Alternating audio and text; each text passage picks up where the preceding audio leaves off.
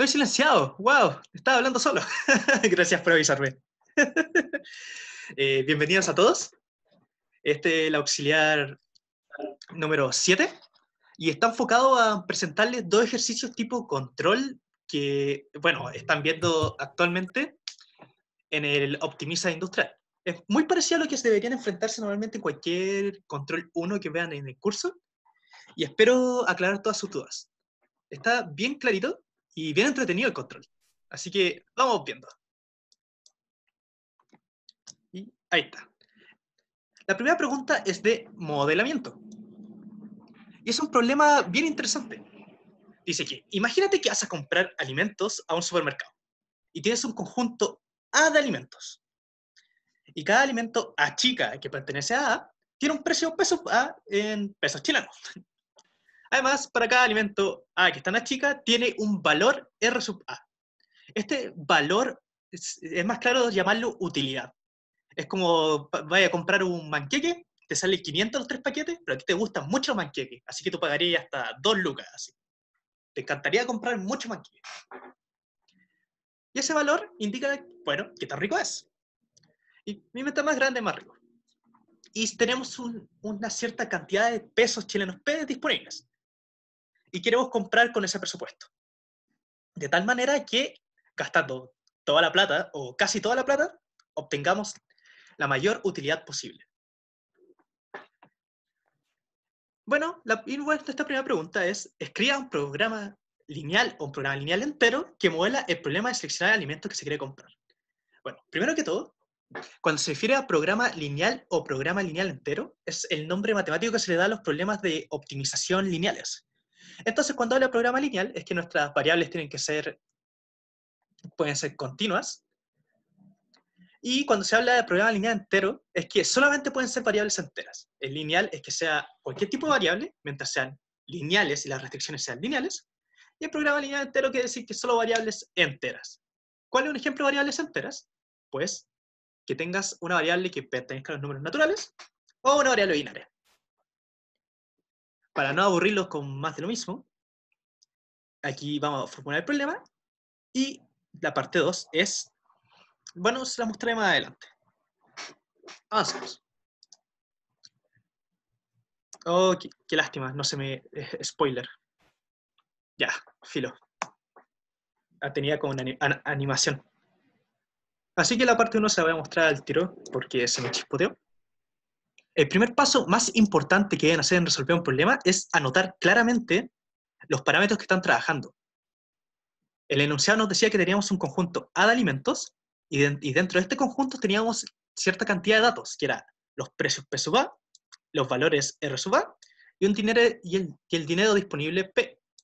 Es importante dejar anotado todos los datos que va entregándole el enunciado en algún lado. Onda, si tienen una hojita o están haciendo la cuestión, vayan anotando todo lo que les va saliendo del enunciado y vayan distinguiendo en conjuntos y datos. Hay que diferenciar claramente cuáles son conjuntos y cuáles son los datos que dependen de esos conjuntos. Y una vez que hayan hecho eso, estarían listos. Y usualmente también, siempre el enunciado les da como una pista de cuál va a ser como la función objetivo. Se lo dicen como explícitamente o a veces como implícitamente. En este caso nos decían que queríamos maximizar el SOR. Y bueno, cuando te dicen que hay disponibilidad o ciertas cosas, ahí empezáis a cachar que te refiere a las restricciones. Así que sigamos avanzando. Nuestra variable de decisión va a ser x sub a. Una pista muy buena para construir una variable de decisión es que si nos dan un conjunto, usualmente la variable de decisión tiene que estar en ese mismo conjunto. No puedes tener una variable que no tenga nada que ver. Así que usualmente siempre en estos problemas tienes una variable de decisión asociada a los conjuntos que te están entregando. Puede que la variable tenga un subíndice referente al conjunto A, puede que tenga los dos subíndices, pero puede que tenga ninguno. Pero siempre va a haber una variable que deba estar presente con los conjuntos. Y principalmente siempre va a haber una variable que tenga relación con los datos que te dan. Si tenemos precios P sub A, tú vas a querer tener una variable que te permita decir si estáis pagando el precio o no. Y lo más probable es que cuando te haces una pregunta de sí o no, estás considerando una variable binaria. Por ejemplo, si compro una unidad de ese producto sería como 1 si cumple el producto P, 0 si no. O también podría haber sido cantidad de producto P. Creo que no lo puse enunciado, pero recuerdo que en este problema solo podía comprar una vez el producto. Así que todas nuestras variables asociadas van a ser binarias. Pero si podíamos comprar más de una vez el producto, serían variables enteras. Por eso sí el problema entero. Porque compraríamos una unidad, 2 unidades, 3 unidades y así sucesivamente. ¿Hasta ahora se va entendiendo? ¿Hola? Sí. Sí, se entiende. ¿Voy más rápido o voy bien? ¿O voy más Bien. lento? ¿Más lento? Ok. Ya.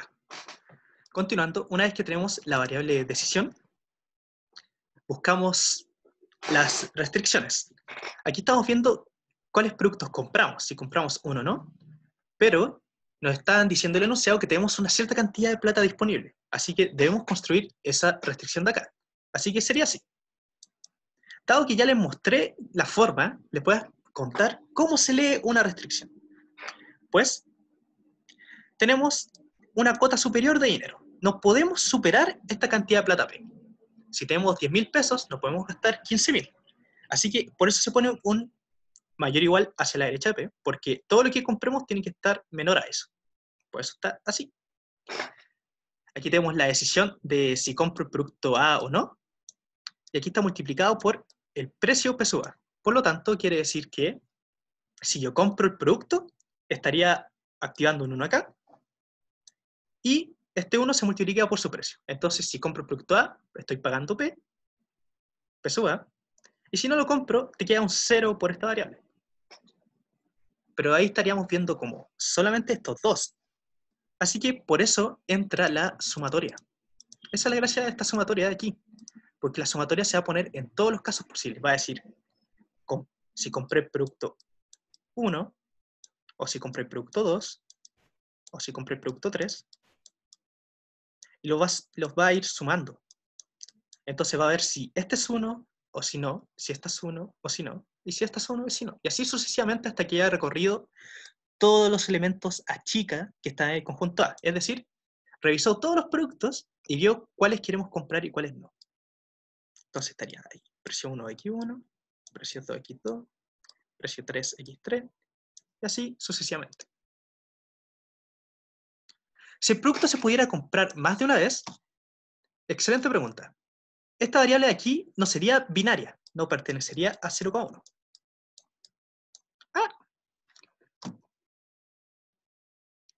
A veces se me queda pegado el computador, 0,1. Voy a altavear un poquito para cerrar Chrome, porque se me está leyendo todo. Ahí está.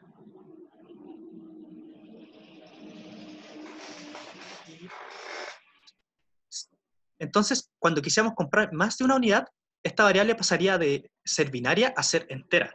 Entonces ya no sería 1 si compro el producto que pertenece a 0 si no, sino que esto aquí se eliminaría y pondríamos lo siguiente. Cantidad del producto. A que pertenece a A, que compro. Ahí. Esto no me permite. Entonces, X sub A pasaría a ser una variable entera que me diría cantidad de producto que compro A, que pertenece al conjunto A. Entonces, en vez de ser entre 0 y 1, diría como, compro un producto, compro 2, compro 3, compro 4. Pero no puedes comprar medio producto, ni 1.5, ni pi productos, ni nada. Y pregunta, ¿ustedes creen que cambiaría esta restricción de aquí? No.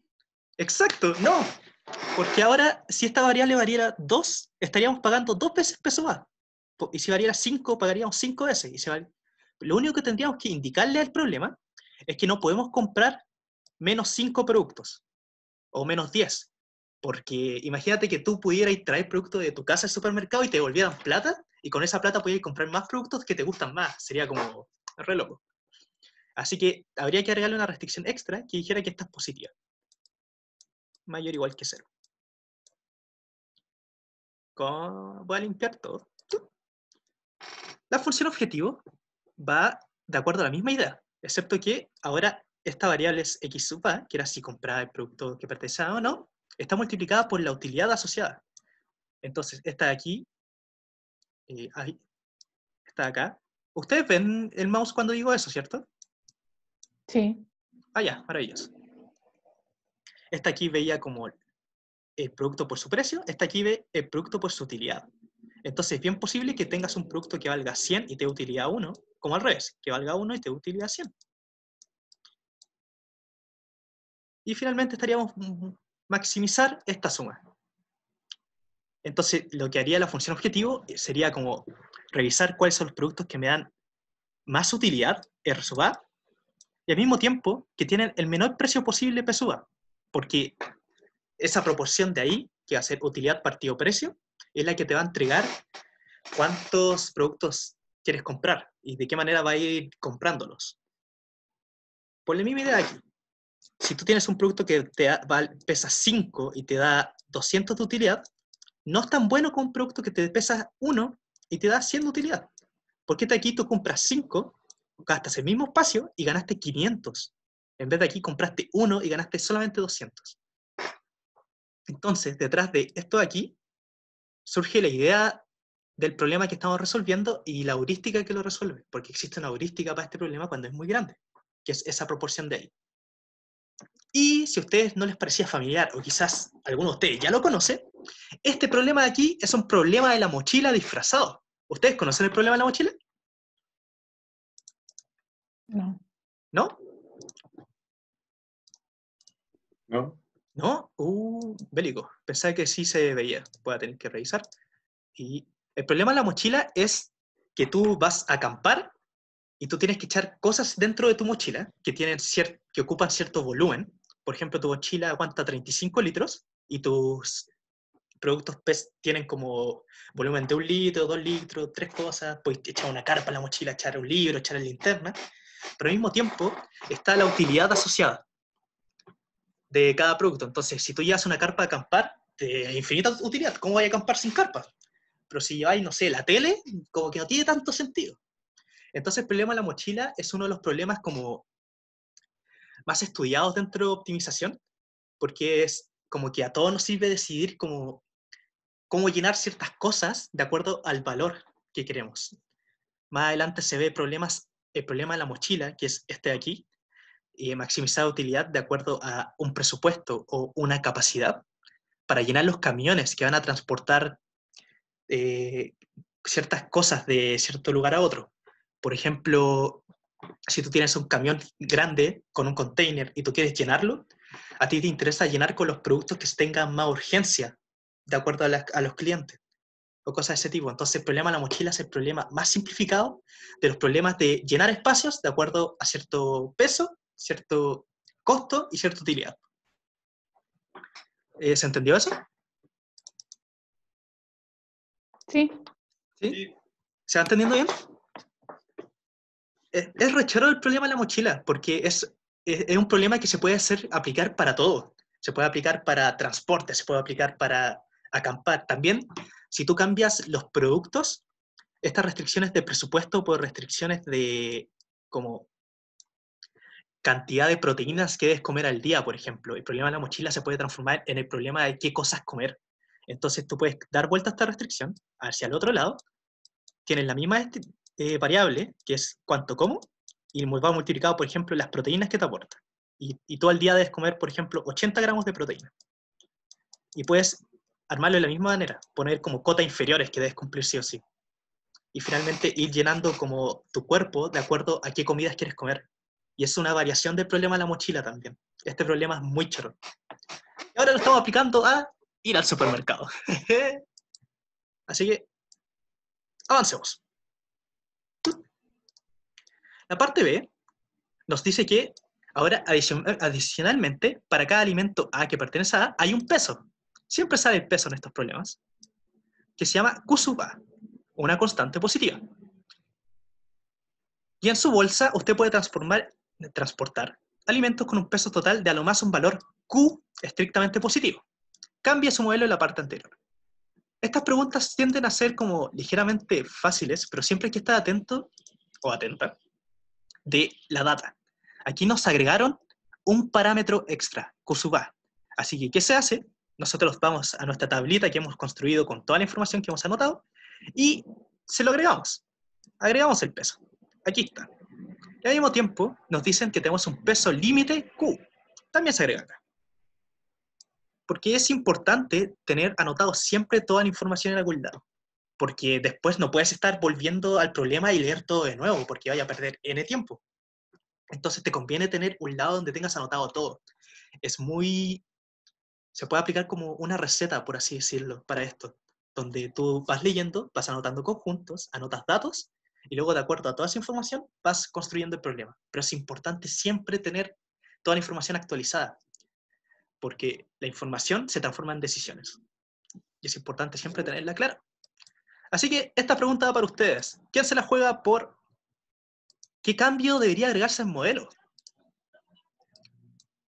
No estoy seguro si en este curso puedo dar décimas, así que por una décima. Y después ahí veo si se la doy o no. ¿Cuál es tu nombre? Restricción. ¿Cuál es tu nombre? Rodrigo. Dale, Rodrigo. Agregar una restricción. Uy, ¿te la jugáis por la restricción? ¿Por el bonus? ¿Sí? Ya. Sí. Te recuerdo la variable. Era X sub A.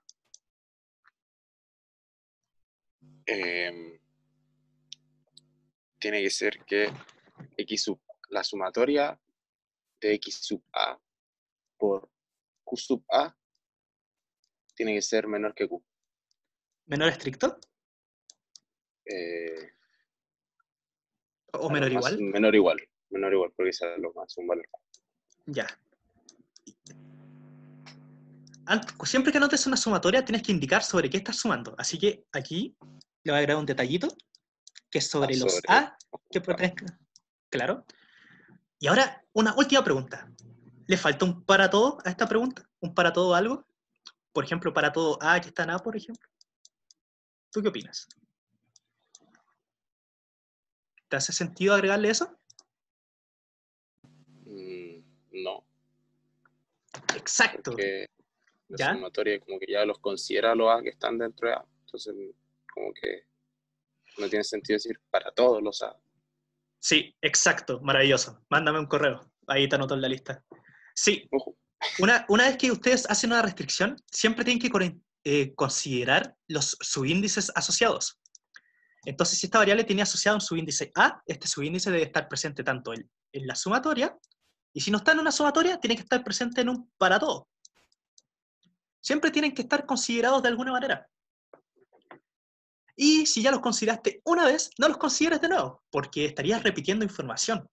No puedes revisar todo el grupo en total y luego decir como con el para todo, revisar uno por uno, porque los para todos es revisar uno por uno y la sumatoria es revisar el grupo en sí. Entonces no se pueden hacer ambas a la vez. Eso es ilegal. Y si lo haces, no te doy puntaje en esta pregunta. Así que Matías, mucha atención con eso. Sí, dime. de que tú en un auxiliar comentaste con respecto a eso, como verlo como un vector asociado como el para todo y el otro como una suma. ¿Cómo algo así? Asociar el vector a un para todo y el otro a una suma. Sí, como algo así. Déjame recordarlo. Es que me suena, pero siento que me suena a otra cosa.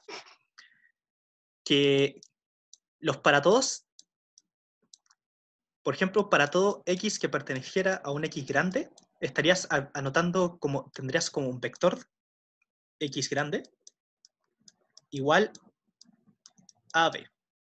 Entonces para todo te iría viendo las filas. Te vería la primera fila, la otra fila, la otra fila, la otra fila, y te estaría construyendo de esa manera. En cambio, la sumatoria era X. Estaría revisando esta fila por esta columna. Entonces tendría ahí A1 por X1, A2 por X2. Ese es como el lado geométrico. Dentro del lado teórico,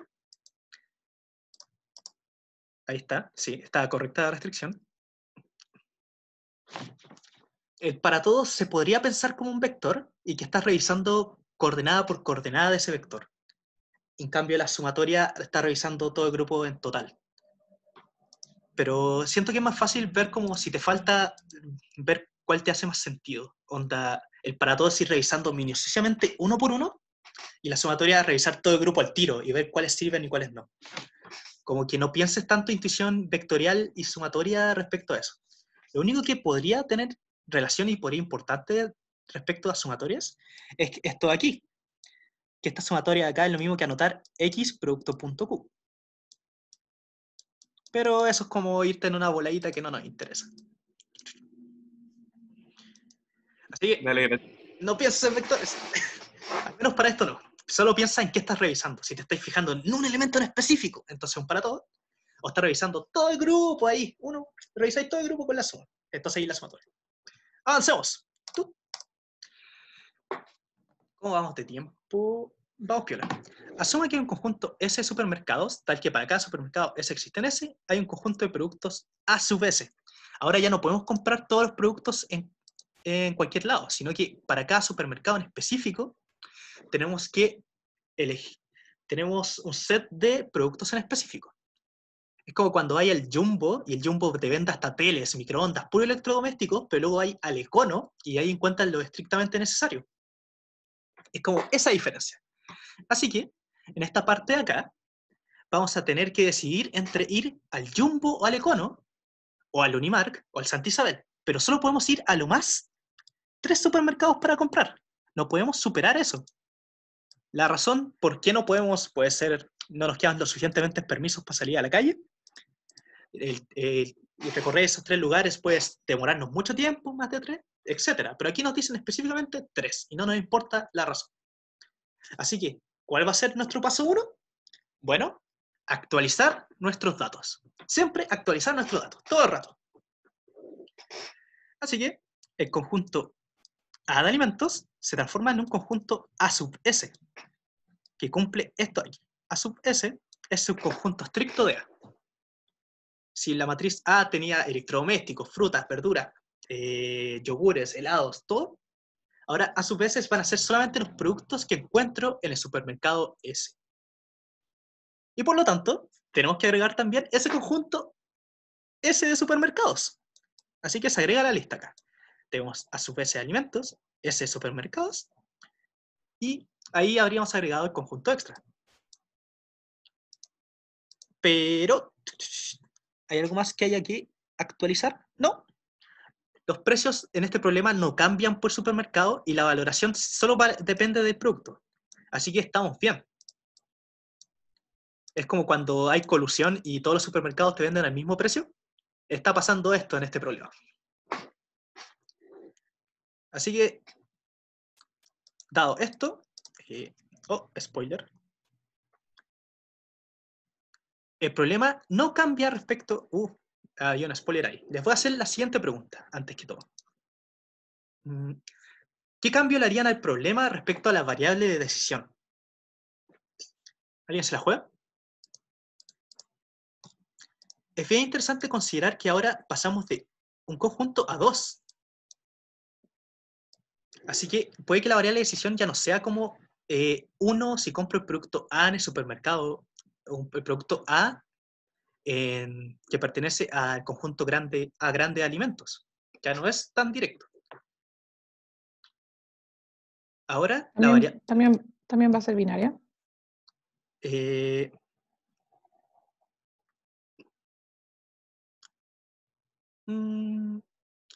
este problema como que no importa tanto. Como que si la hacemos binaria, es que solo compráis una vez, pero como un problema de mochila podría igual comprarse muchas veces. Así que podríamos desde ahora tratarla como variable entera.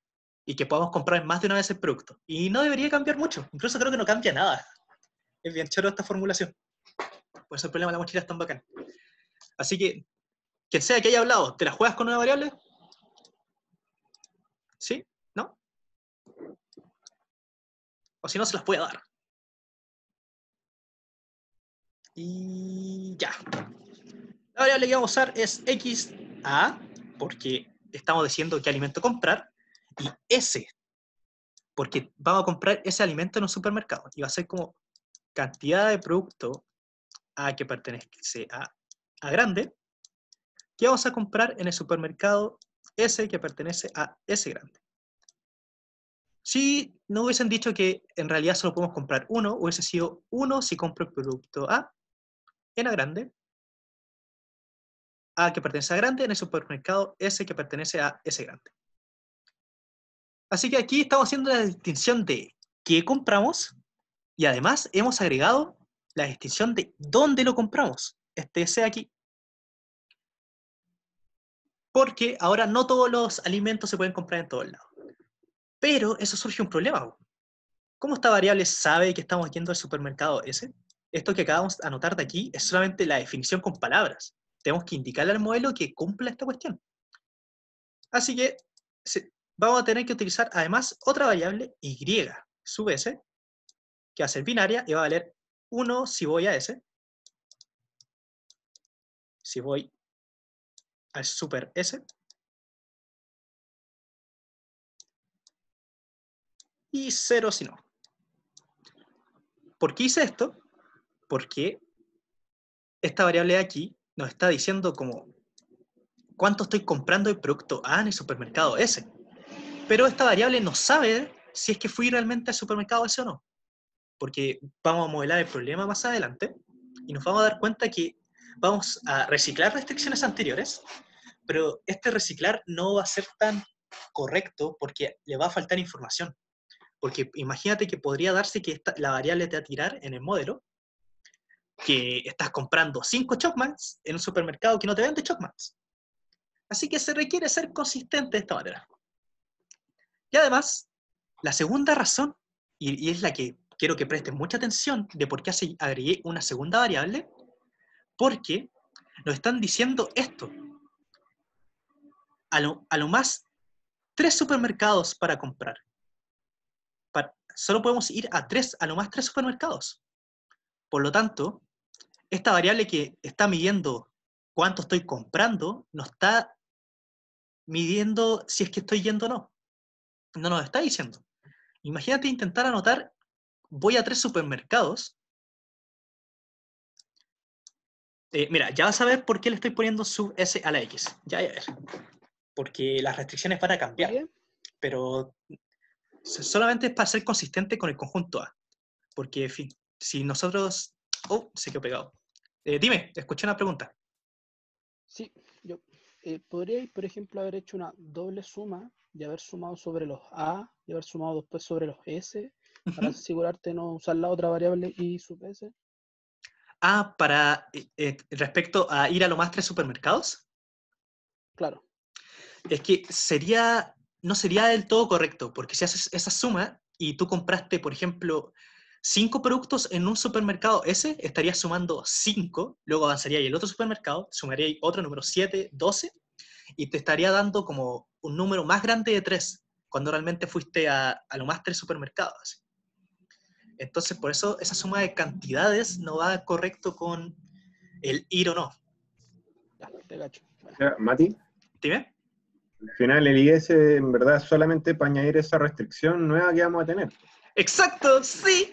Usualmente, en todos estos problemas de optimización, si es que tienes una restricción y te está complicando mucho la vida el escribirla con las variables que ya tienes, tú vas y agregas una nueva. Incluso más vale que te sobren variables de que te falten.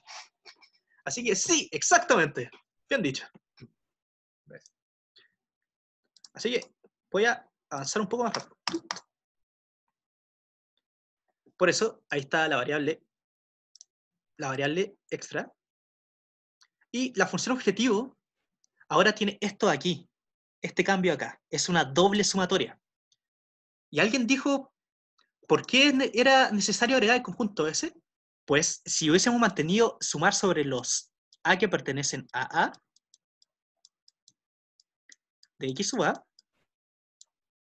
aquí me voy a poner un poco con Putin, pero el problema de esta sumatoria es que imagínate que ¿qué implica este conjunto de acá? Pues el conjunto A está definido ahora como los A sub S.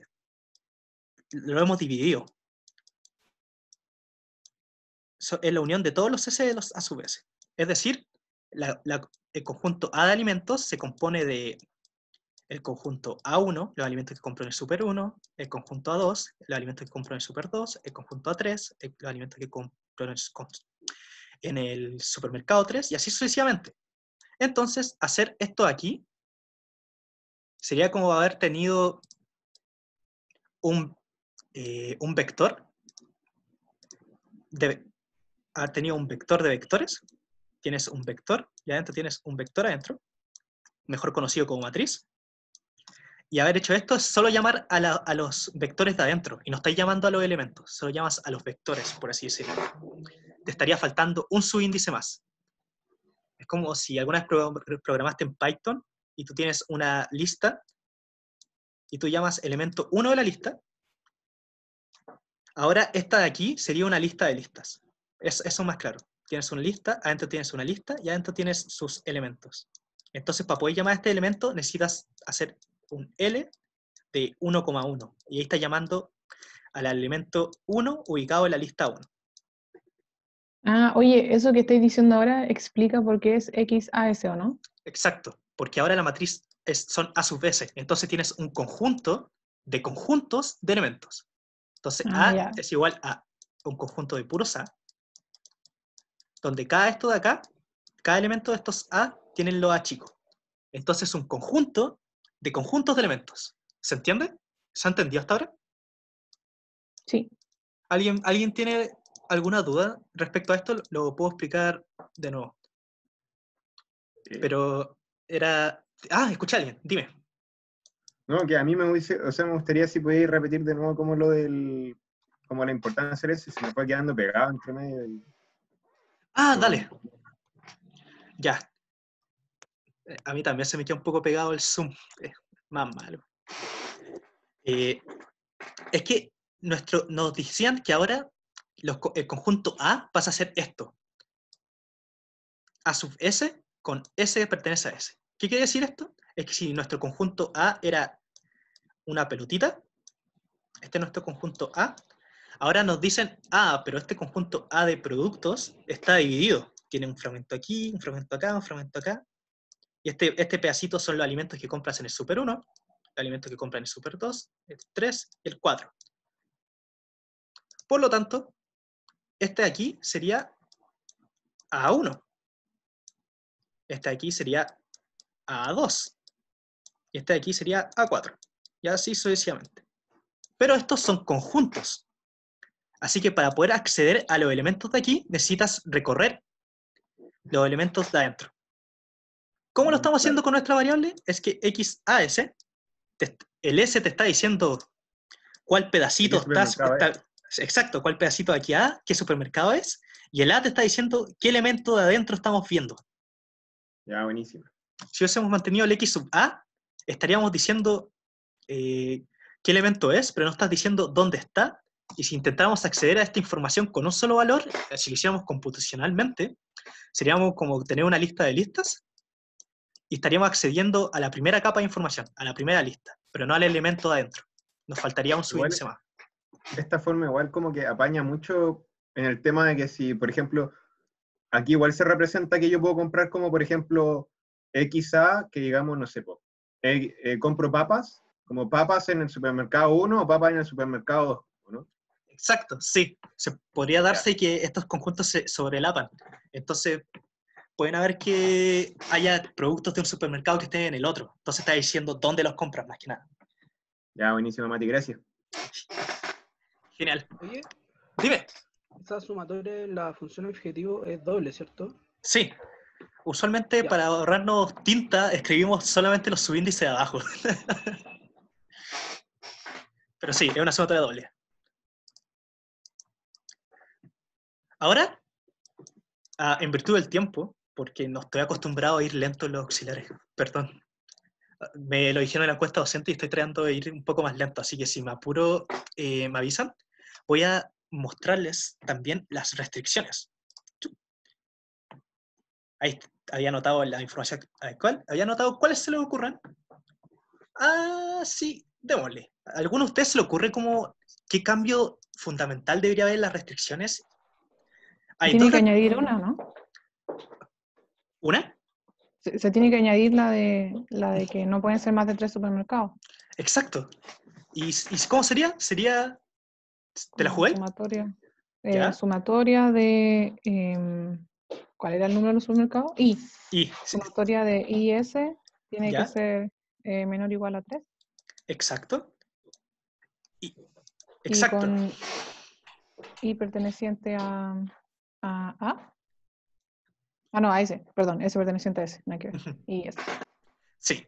Esta es la sumatoria que es la razón de que agregamos la variable I de ir al supermercado.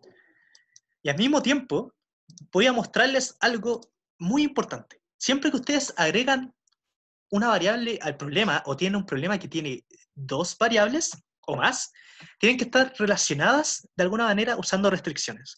Y esta variable es ir al supermercado S y tienen una variable que es compro en el supermercado S. Así que les tengo la pregunta. ¿Tú puedes comprar productos en un supermercado si es que no fuiste?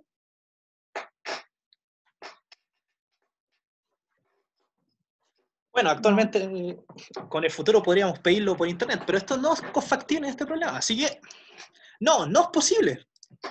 Por lo tanto, ¿cómo representamos es que no sea posible con restricciones? Pues así.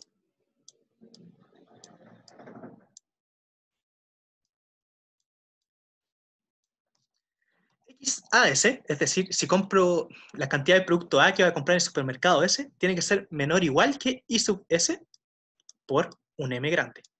¿Por qué? Si esta variable vale 0, entonces la cota superior de cuánto producto estoy comprando en el supermercado S va a ser 0. Lo que va a implicar que X sub S es igual a 0. Repito, si yo no voy al supermercado, estoy poniendo un 0 aquí arriba. Por lo tanto, la cota superior de esta variable va a ser 0. Y eso la va a obligar a valer 0, porque no podemos comprar cantidad negativa de producto. Así que yo no compro si no voy. Y al mismo tiempo, si es que yo voy al supermercado, esta variable va a valer 1. Y va a ser un 1 multiplicado por esta de aquí. Esta letra de acá se llama M grande y tiende a valer un número muy grande para el problema. Por ejemplo, a nosotros les vamos a poner 10.000. Entonces, la cota superior de cuánto podemos comprar va a ser 10.000. Exacto, número muy, muy grande. Y, bueno, están los dos para todos. El para todo A y el para todo S. Otra manera de haber representado esta misma restricción era así. Sumatoria de los X sub A, S, sumamos sobre los productos, menor o igual que I sub S, por el mismo M grande, para todo S. Me comí un para todo. ¿Cuál es la diferencia? Ninguna. Ambas restricciones hacen lo mismo. Incluso si nosotros tomamos la misma restricción y las íbamos sumando, porque finalmente una restricción de esta forma, con para todos, es que realmente estamos anotando esta restricción para cada caso. Estamos sumando x a 1 más x a 2, y así sucesivamente. Digo, xb1. Oh, siempre me confundo. X a 1 más x, la sumatoria está aquí corriendo, el producto B en el supermercado 1 más el producto C en el supermercado 1, por eso el para todo, en este para todo S está valiendo 1, después el para todo avanza y tenemos S igual 2, y va a ver la misma sumatoria y va a revisar si puedo comprar el producto A en el supermercado 2, el producto B en el supermercado 2, el producto C en el supermercado 2. Oye, ¿Y qué teníamos antes? Era lo mismo, excepto que era esto de aquí acotado por arriba. Sí, dime. que en el fondo esto es para como imponer que compraste el producto A en el supermercado S, ¿cierto? Es más que...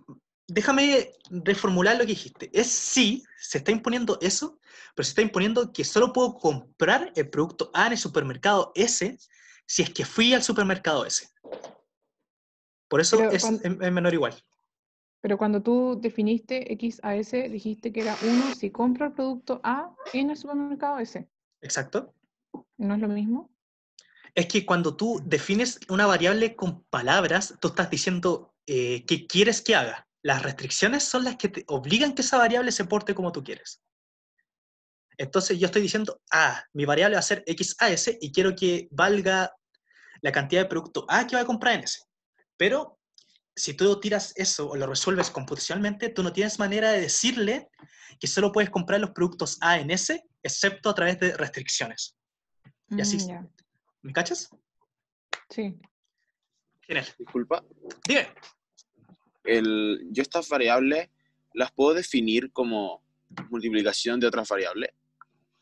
O No. En programación lineal es ilegal multiplicar variables, pero hay truquitos asociados. Por ejemplo, si tuvieras dos variables binarias, por ejemplo, X e Y, que existen en 0,1, y tú quieres multiplicarlas, siempre puedes definir un z que sea igual a la multiplicación de ambas. Si te fijas, y son trucos de ese tipo. Existen hartos trucos para linealizar cosas que no son lineales. pero Porque yo puedo definir una en función de la otra. sí, en realidad sí, Ah, sí. que si el XAS lo defino en vez de la cantidad de producto A que compré en el supermercado ese, lo defino como IS por la cantidad de producto la cantidad de producto A que compré en el supermercado ese. Si, en ese caso, si IS es 0, XAS va a ser 0, porque es una multiplicación. Sí, eso tiene sentido, pero en programación lineal no se hace, porque la gracia de los problemas lineales es que son fáciles de resolver computacionalmente. Entonces, tú estás diciendo como esa multiplicación, pero puedes encontrar otra manera de representar lo mismo. Y la otra manera sería definiendo esa variable que te dice esa cantidad, esa multiplicación de ahí. Ya. Ya. O también acotándolas con restricciones. Usualmente siempre que quieres multiplicar algo es porque existe una manera de escribirlo con restricciones de este tipo, de desigualdad. Porque una desigualdad tú puedes tirar esta dividiendo. Entonces, si tú tienes x por y, siempre puedes definir una variable que sea 1 partido x y que te quede como y mayor o igual que x. Entonces siempre hay una manera. Y depende del problema. Pero esto es pura práctica. Ahora, Es que en ese caso, en la restricción, tú tienes que crear un M, que es muy grande, ¿cierto? ¿O no? sí, Pero ese M, dependiendo de cada ejercicio, yo tengo que ir recreándolo, o sea, tengo que ir cambiando los valores. Si, por ejemplo, porque me refiero a que no sé, puede ocurrir el caso en el que justo el número de productos es mayor que M. sí. Pero es por Ya, eso que definimos el m como un número muy, muy, muy, muy grande, para que eso no pueda pasar. ya. Pero eso ya es como por palabras, no puedo definirlo matemáticamente. ¿El m como muy grande? Claro. Podréis definirlo como, si queréis darte una cota, como la multiplicación de todos los de todos los valores. Como que tú te plantees como cuál sería el número más grande posible en este problema, y tú decís como, ya, ese va a ser mi m grande. O simplemente podéis ver como las dimensiones y multiplicar la dimensión de cada elemento por 10 a la 4 y sumarlos, y te da un m grande. Siempre podéis inventártelo. En este caso, en este problema, me di 10.000. Ya, perfecto. Ya, aquí un poquito más rápido. Las restricciones no varían mucho, excepto que le agregué el subíndice S a todas. Aquí le agregué el S, sumo sobre S, le agregué el S, sumo sobre el S. La restricción de solo ir a hacer 3 supers estaba perfecta.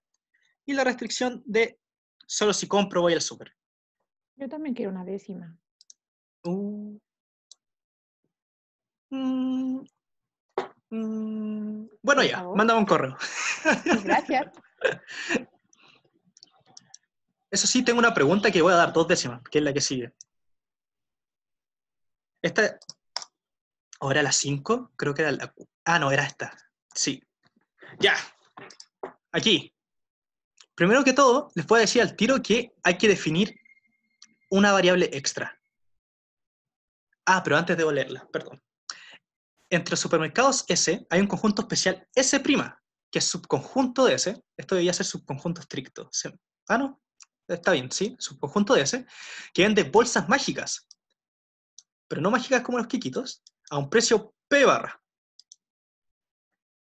Si a uno de los supermercados en S', si vas a uno de estos supermercados que están en S', se puede comprar esta bolsa mágica por esa cantidad, y entonces puedes llevar todos los alimentos comprados en la bolsa sin límite de peso Q. ¿Qué quiere decir? Si tú compras esta bolsa, te van a cobrar un dineral, pero vaya a poder llevar todos los productos que quieras, pagándolos.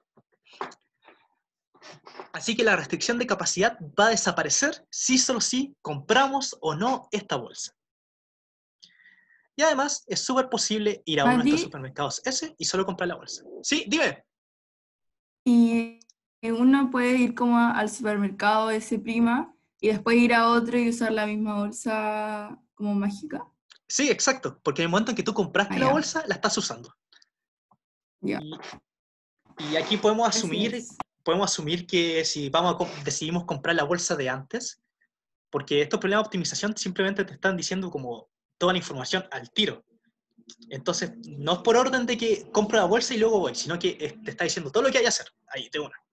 Así que podemos asumir que si compramos la bolsa, ganamos inmediatamente todo ese límite de peso. Oye, Sí, dime. ¿y solo en el supermercado S' venden bolsa o ahí también puedo comprar otros productos? Exacto, puedes comprar otros productos. Es un supermercado que además vende bolsas. Así que el primer paso, como siempre lo dije, fue actualizar la información. Tenemos los A sub S, los conjuntos supermercados, y ahora tenemos el conjunto S', que son los super que te venden la bolsa. Y esto de aquí me falta una línea. Así que, ¿cuál es la variable de decisión que se cae de la mano? Pues, un Z sub S, que es 1 si compro la bolsa en el super S que pertenece a S', 0 si no. Es importante esto de aquí, porque la bolsa no se puede comprar en todos lados, solamente en una serie de supermercados en específico. Este fue el detalle extra que le agregamos. Se me quedó pegado. Y dado que le agregamos esta variable, tenemos que usarla sabiamente. ¿Alguien tiene una intuición como qué tanto va a cambiar el problema? Dentro de las restricciones, habían una de capacidad, le voy a escribir C, una de presupuesto, estaba la de ir o no, y finalmente estaban las que relacionaban variables. Relación variables. Así que, ¿alguien se la juega cómo va a cambiar la restricción de capacidad? ¿No? ¿Sí? ¿No? ¿Sí? Igual me la jugaría como Superman. Dale, dime. Como que la restricción de peso, que antes teníamos como la sumatoria, creo que era menor igual que Q, pero la restricción de peso que ya teníamos, Sí, era AS por el curso A, menor o igual que Q. y a eso yo le pondría como un más Z sub S, Ya, y eso multiplicado por un número como grande, infinito técnicamente. por el M grande. Ya. Pero esto aquí te acaba de agregar, aquí estás sumando sobre los S. ¿Qué voy a hacer con este Sí. parámetro? Eso estaba pensando.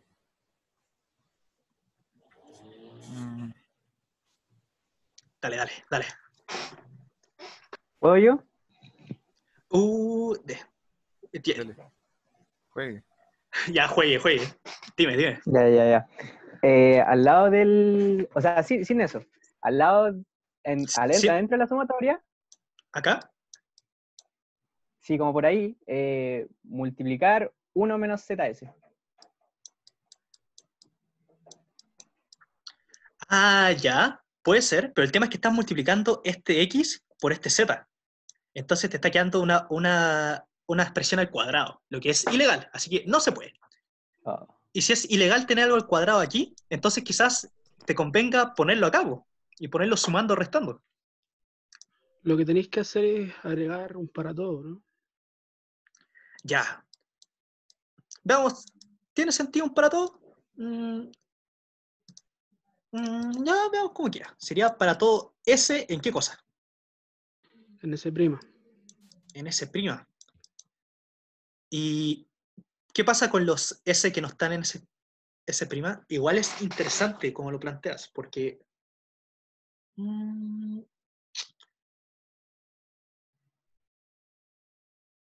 ya puede ser, pero el tema es que aquí estamos poniendo como una capacidad que depende de un supermercado. Estamos diciendo como que esta restricción solo va a pasar si es que vamos al supermercado S&S'. Entonces, Cambiaría. ujú, Bueno, mira, en vez de anotarlo como sumatoria, lo anotaría como 2 para todos, po, que pertenece como al S grande y los que no pertenecen a S grande. Me quedarían como las mismas restricciones. ujú. Yo creo que igual de válido. En uno con el ZS y otro sin un ZS. Pero si tuvieras esta para todos los que están en S y luego tuvieras esta con una cota superior para todos los que están en el otro, es como decir que tienes un número menor o igual que 7 y otro número menor o igual que 5. Entonces finalmente O no le sea, estás no. dando capacidad. ¿Cómo? Mati, ¿y se puede hacer otra restricción o se tiene que modificar esta necesariamente?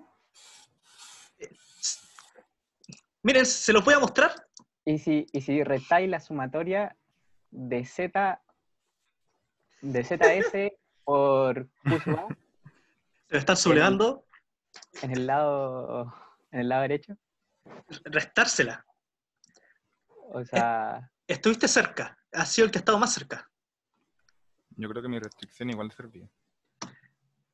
Era, respecto a tu restricción, que era poner como para todos por casos, es que no sirve en este caso porque tu inventario o capacidad siempre la tienes y no depende de alguna variable. Entonces, poner un para todo no es tan lógico porque estáis diciendo como voy a tener esta capacidad en este supermercado y luego vaya a cambiar de supermercado, vaya a tener otra, vaya a cambiar de supermercado, vaya a tener otra, y finalmente vaya a estar diciendo como que mi capacidad X o el peso que estoy llevando va a ser menor o igual que un número en un super, por ejemplo Q, Ya.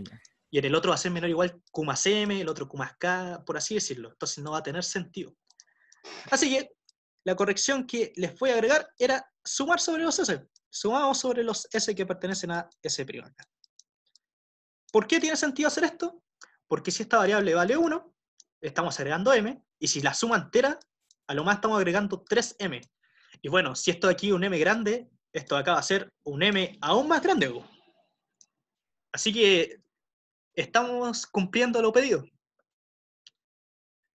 Sí, puede verse un poco flaite, pero funciona, lo que es bacán.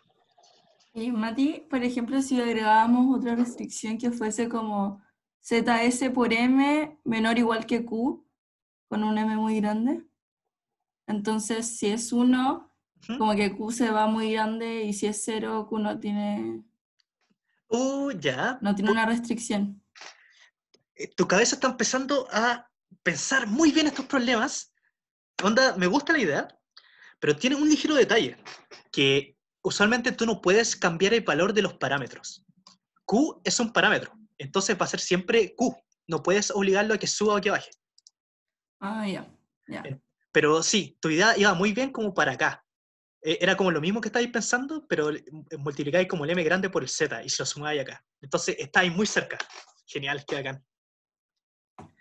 Esta era la Gracias. restricción de capacidad, pero había otra restricción que era la de capacidad, la de costo. Bueno, la de presupuesto, simplemente agregarle el precio de la bolsa al lado izquierdo. Pero les voy a preguntar, ¿cómo hubiesen hecho que solo puedes comprar la bolsa si vas al supermercado S'? Esa es la restricción difícil, porque el Z sub S vale 1 si es que voy al super que está en S'. Entonces sería menor o igual que I sub S. Pero la pregunta, ¿es para todo S? ¿Es para todo S'? ¿Cómo hubiesen representado esta restricción? ¿Y qué hubiese pasado con el otro caso? Con los Z cuando no voy a ese supermercado.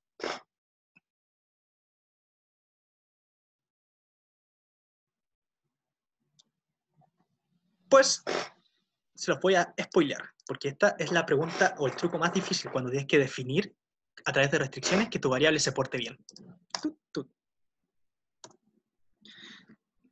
Estas son las restricciones que les dije.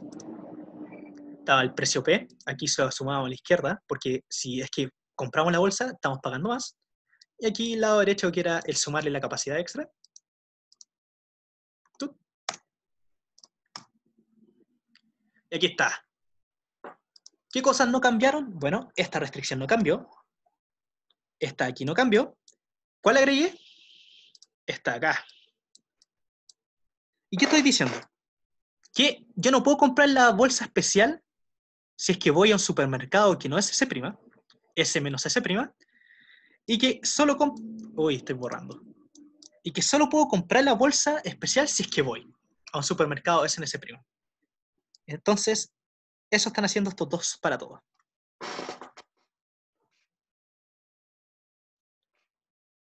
Uy, se me quedó.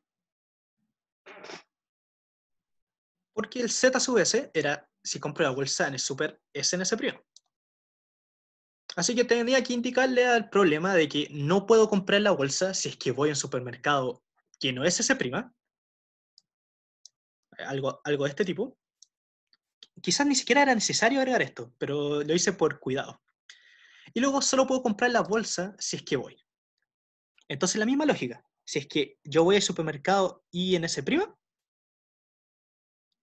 es decir, fui a un supermercado especial, esta puede valer 1, y si es que no voy nunca a ese supermercado, esta aquí no puede valer 1. Así que... Oye, En la restricción de presupuesto veo una pregunta. ¿No estaré comprando más de una bolsa? Sí, estoy permitiendo comprar más de una bolsa. La pregunta, ¿es útil? La respuesta es no. El problema sabe que si nosotros compramos 3 bolsas, estaríamos pagando 3 P barra. Y nos estaríamos comiendo mucho de aquí este presupuesto y teniendo un aporte mínimo. Porque si ya nos está aportando una bolsa un M muy grande, infinito, ¿de qué nos sirve tener 3 infinitos? De nada.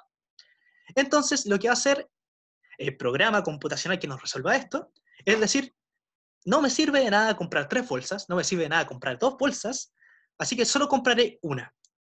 Y esta sumatoria finalmente lo que está diciendo es dónde estoy comprando la bolsa. Si es que va a ser 1 más 0 más 0, si es que la compré en el supermercado 1, 0 más 1 más 0, si es que la compré en el supermercado 2, o 0 más 1 más 0 más 0 más 1, si es que la compré en el supermercado 3. Así que estoy permitiendo comprar más de una bolsa, pero no es útil. Y eso es lo que importa. Oye, en esa Bien. restricción como tal, ¿no estáis permitiendo llevarte la bolsa a otro supermercado? Sí, pues. Pero no afectaría como tal comprar la bolsa como en un super. Ah, no, yo me estoy complicando, no. No, tranquilo, está bien, sí. Este problema te permite que una vez que compras las bolsas, te las llevas y la puedes usar en cualquier lado.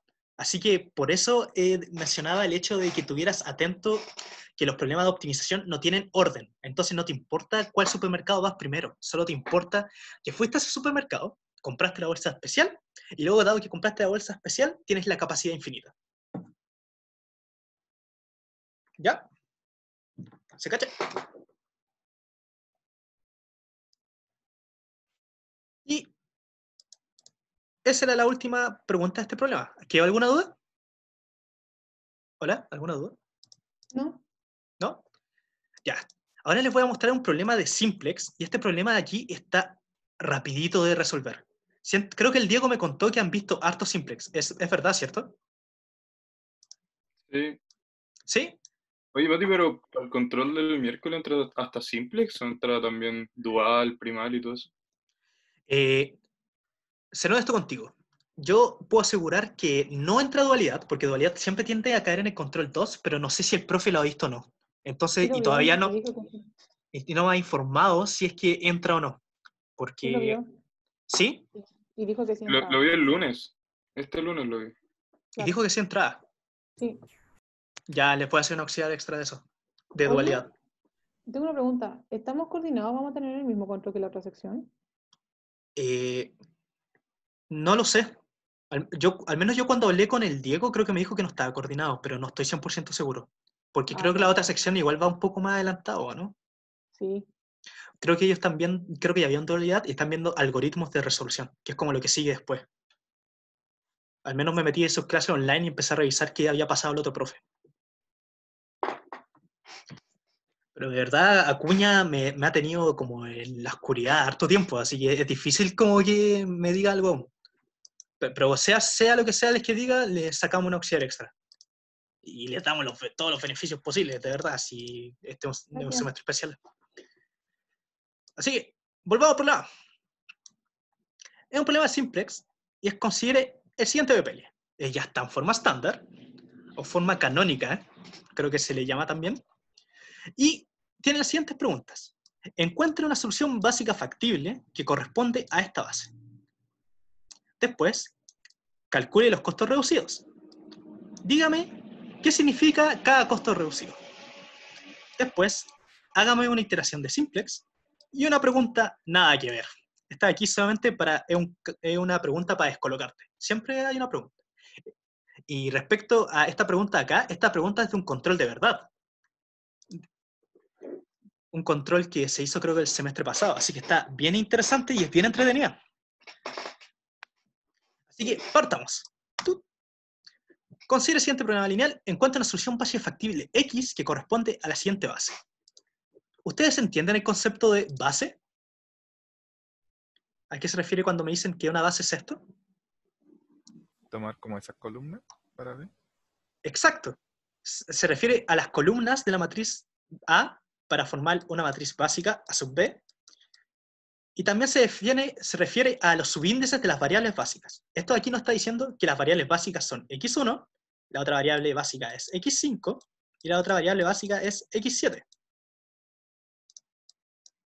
Eso nos está diciendo. Cuando te dicen las bases, te están diciendo cuál va a ser tu matriz básica, es decir, esta columna de acá, esta columna de acá y esta columna de acá. Y también te está diciendo que esta variable de aquí es básica, esta variable de aquí es básica y esta variable de aquí es básica. Pregunta. Una vez que nos dicen que esta es la base, ¿cómo encontramos los valores asociados a estas variables? Hay un método fácil y uno difícil. Así que, ¿quién se la juega? Haciendo el gráfico. Ya, graficar puede ser. La solución Todos los factible se demás refiere como tienen que lo... ser cero, ¿no? Por favor, no se interrumpan, pero sí, alguien lo dijo. Perdón. Las variables no básicas tienen que ser cero. Exacto. Eso implica que todo esto de aquí desaparece, esto de aquí desaparece, esto de aquí desaparece, porque van a valer cero, esta de aquí va a valer cero, y nos queda este sistema.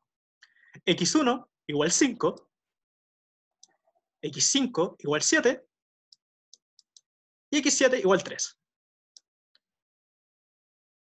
Y así de rápido. Cuando te dicen que las variables básicas son tanto, implica que las no básicas van a ser el resto, es decir, 2, 3, 4 y 6. No entendí. Ah, ya, lo repito. Es que la gracia de un problema en forma estándar es que te define dos tipos de variables. Las variables básicas, xb, y las variables no básicas, xn. Estas de aquí tienden a ser distintas de 0, y estas de aquí son iguales a 0, siempre. Por lo tanto, si te dicen que la base es estos números de aquí, 1, 5 y 7, te estás diciendo que las variables x1, x5 y x7 son distintas de 0. ¿Ya? Ya. Por lo tanto, esta de aquí es distinta de 0, esta de aquí es distinta de 0, y esta de aquí es distinta de 0. Y también te está diciendo que el resto, x2, x3, x4 y x6 son 0. Así que se nos muere esta columna, se nos muere esta columna, se nos muere, se me quedó pegado, esta columna y esta columna. Ya caché. Y ahí nos queda finalmente este sistema de ecuaciones. Gracias. Y bueno, pero aquí nos piden la solución básica factible. Por lo tanto, hay que anotarlo. 5, porque era x1, x2 era 0, x3 era 0, x4 era 0, x5 era 7, x6 era 0, y x7 era, ahí está, 3. Y esta es la solución básica factible. Y ahora, ¿por qué es solución básica factible? Pues tenemos 3 restricciones activas gratis por igualdad, y tenemos 4 variables iguales a 0. Por lo tanto, tenemos 7 restricciones activas linealmente independientes. Y este problema, como son 7 variables, estamos en R7. Así que tenemos una solución básica factible. Es importante recordar que la definición de solución básica factible es un punto que tiene n restricciones linealmente independientes activas. ¿Qué quiere decir activo? Que las cumple con igualdad. N está asociado a la dimensión del problema, es decir, si estamos en R2, N va a ser 2, si estamos en R5, N va a ser 5, y que sean linealmente independientes se refiere a los vectores canónicos, o a los vectores que construyen el problema, pero usualmente tú puedes como decirlo, y si te piden demostrarlo, lo demuestras con la definición. Pero no la voy a mostrar ahora, porque está en el resumen de álgebra lineal esa definición, para que no perdamos más tiempo. Voy a continuar. Encontramos el puntito rápidamente. Ahora viene esta pregunta acá. Para cada variable no básica x sub j, calcule el costo reducido cj barra y argumenta si puede concluir que x es el óptimo. Pregunta. ¿Saben lo que es un costo reducido, cierto? Sí. ¿Sí? Maravilloso. ¿Y cuál es el teorema que me dice si es que estamos en el óptimo de acuerdo a los costos reducidos? ¿Alguien se lo sabe? Si los costos reducidos son todos positivos, estamos en el óptimo. Exacto. Esta de aquí. Y la fórmula de un costo reducido creo que era C sub n menos C sub b por la matriz básica inversa, a sub b a la menos 1, por a sub n. Esta fórmula está demostrada en el libro Betsimas y por ahí también. Podría buscarlo después, pero realmente es como llegar y aplicar. Así que nos están preguntando, calcule los costos reducidos. Así que vamos a reemplazar. ¿Cuál es nuestro costo de las variables básicas? Recordando que nuestras variables básicas eran 1, 5 y 7. Entonces, para ver este costo C sub b, vamos a la función objetivo acá y buscamos los numeritos al lado de nuestra variable. Aquí x1 no está, así que C1 es 0. x5 no está, C5 es 0. x7 no está, C7 es 0. Así que nuestro C sub b es este vector, 0, 0,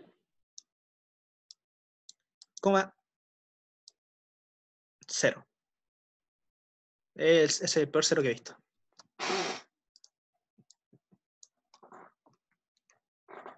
Disculpen que se me demora un poquito, que es que mi PC está como lagueándose y no sé por qué. A ver, creo que voy a cerrar algo. Esto acá. Voy a cerrar... No, esto lo estoy usando. Ya. Por lo tanto, ¿cómo hubiese encontrado los costos básicos? ¿El X6? El X6 no es básico. El X6 es 0 aquí, pero no es básico. Por lo tanto, no se incluye en este vector. Si nuestro conjunto de variables básicas hubiese sido un 2, 3, 4, por ejemplo, entonces C sub b hubiese sido incluir el menos 3 asociado al 2, el menos 2 asociado al 3 y el 1 asociado al x4, porque son los valores que están en la función objetivo. Así que ganamos, pues. Nos dio que esto es 0, y si esto es 0, todo esto se nos hace 0. Así que finalmente nuestros costos reducidos van a ser igual a C sub n. Eso es algo muy choro, que pasa siempre que tú haces como matriz básica o variables básicas las variables de holgura. Si se fijan, estas son variables que solo aparecen una vez en las restricciones y no salen en ninguna otra. Entonces, tú puedes decir que x1 es variable de holgura, x5 es variable de holgura y x7 es variable de holgura. Y como no está en la función objetivo, puedes argumentar 2 veces que no es variable de holgura. Así que eso es muy choro. Así que, finalmente, el costo reducido son las variables que nos quedan. Menos 3, menos 2, 1, y aquí está el x6. Este costo reducido de x2, de x3, de x4 y de x6. Y, como dijo un compañero hace un rato, como esto aquí tiene dos componentes menores que 0, implica no estamos en el óptimo.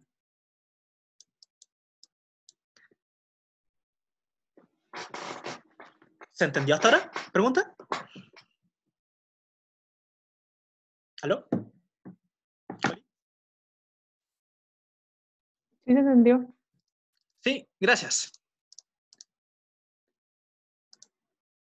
Este control salía muy rápido. Tenías que fijarte como en esos detallitos.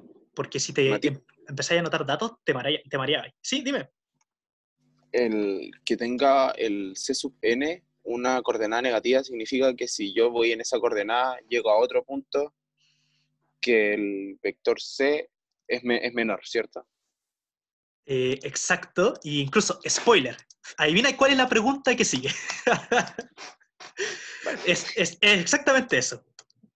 Dime de qué dirección mejora, empeora y no cambia y por qué. Y mira, la respondiste. Está ahí entero bien. ¿Qué crees que te diga? Así que nuestro vector de costos de costos reducidos era menos 3, menos 2, 1 y 0. Pregunta. ¿Para cuál de las variables no básicas, xj, el valor de la función objetivo mejora?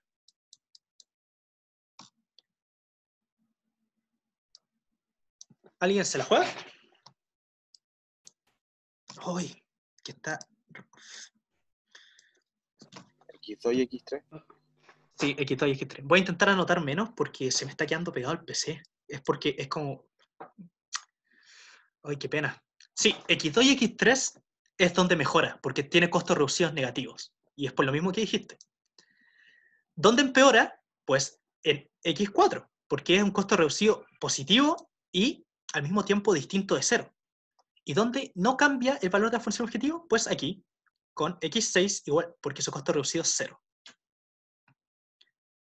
Incluso, hay un teorema que dice que si te da todos los costos reducidos iguales a 0, estás en el óptimo y al mismo tiempo tienes dos o más variables que tienen el mismo valor óptimo. Entonces tienes infinitas soluciones. Repito eso último, porque es un teorema Charo, que dice que si tus costos reducidos son exactamente iguales a 0, tienes infinitas soluciones. ¿Y cómo se ve eso geométricamente? Es que este punto de aquí tiene el mismo costo reducido que este punto de acá. Y si tú tienes dos puntos reducidos con costos iguales, implica que su combinación convexa, es decir, este punto de acá, también va a tener el mismo costo reducido. Por lo tanto, toda esta recta va a ser tu solución. Esto pasa cuando tu vector de costos es perpendicular a la restricción. Sí, si te piden maximizar en vez de minimizar, primero que todo, los problemas en forma estándar son siempre minimización. Pero si te hicieran iterar al revés, ¿a ti qué te serviría? Te serviría los valores positivos, porque te hace una función objetivo más grande, y si estamos maximizando, los valores negativos te empeoran.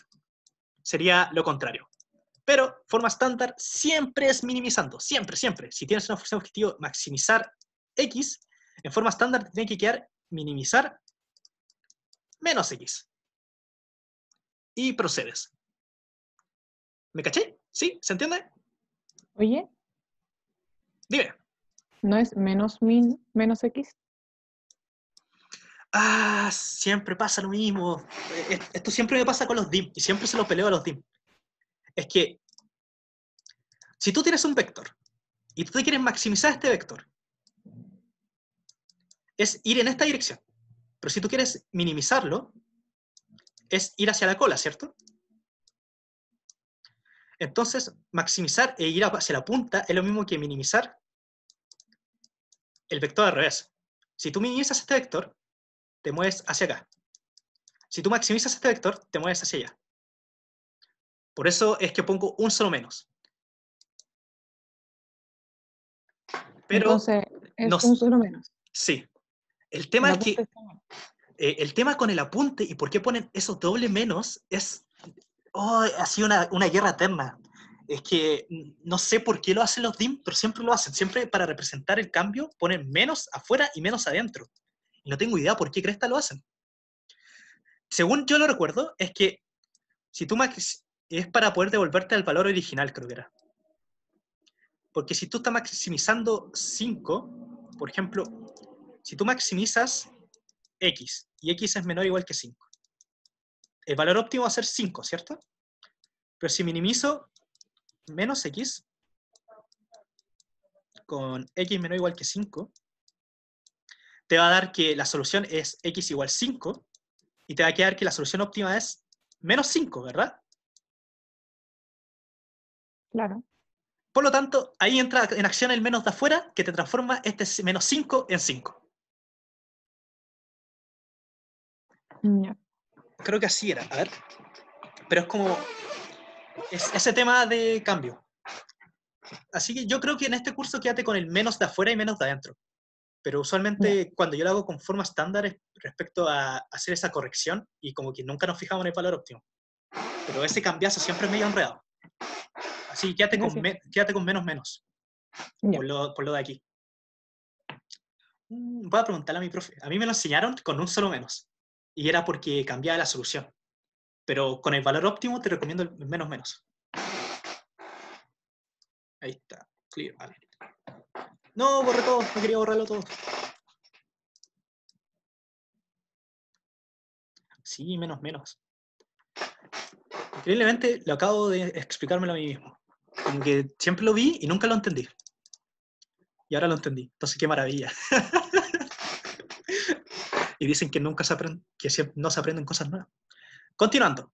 Creo que un compañero había dicho la justificación de esta pregunta, y era que si un costo, ¿qué implica esto de costos reducidos? ¿O que costo reducido de x2 sea igual a menos 3? C2 es igual a menos 3. Pues, para los que no lo saben, se los voy a explicar ahora. Es muy choro. x2 es una variable no básica. Por lo tanto, en el punto en que estamos, esta vale 0. ¿Cierto? Porque nuestra base era igual a 1,5,7. Por lo tanto, x2 es una variable no básica. ¿De qué nos sirve que su costo reducido sea negativo?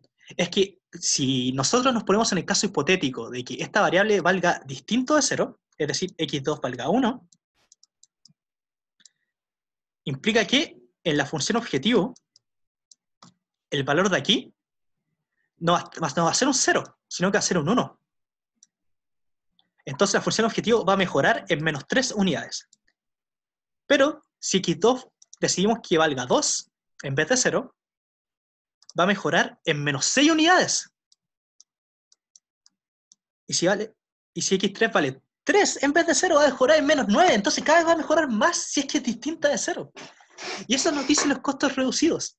Nos dice qué variable nos conviene que sea distinta de 0, porque nos va a mejorar la solución. ¿Y qué es mejorar? Pues en minimización es hacer el número más chico, y en maximizar es hacer el número más grande.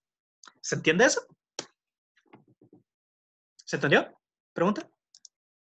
Sí. Sí. Sí. Genial, genial. Pero el detalle, ¿por qué se usa una dirección de sub-j? ¿Por qué?